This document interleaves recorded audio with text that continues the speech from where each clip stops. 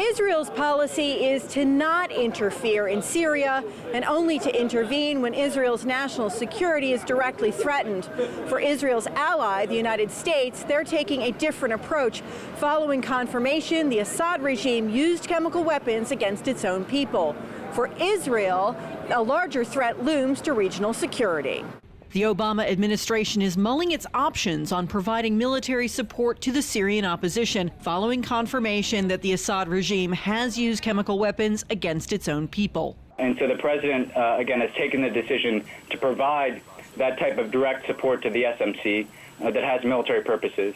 And we're looking at a wide range of types of support we could provide, again, both to the political opposition and to the SMC on the ground. The Israeli defense minister was in Washington to consult with his counterpart, U.S. Defense Secretary Chuck Hagel, on options for Syria. First of all, we do not intervene, we do not interfere.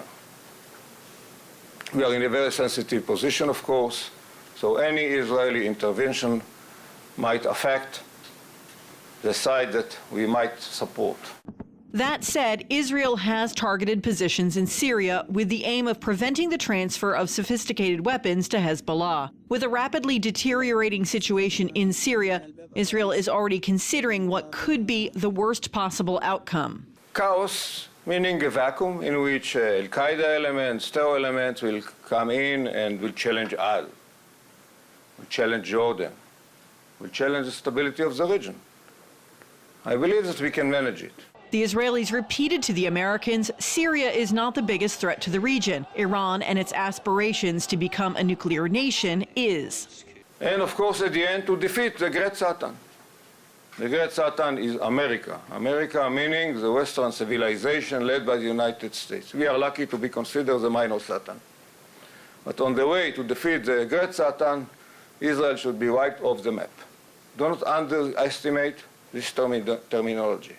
And when it comes to the talks with the Palestinians, the Israeli defense minister insists they are ready to talk with no preconditions. The Israelis are concerned that the Middle East region is becoming a theater for Cold War-style politics, with the United States facing off against Russia, especially over Syria. But Minister Yalon is convinced that his nation is up to meet all the challenges it may face. This is Priscilla Huff for JN1 in Washington.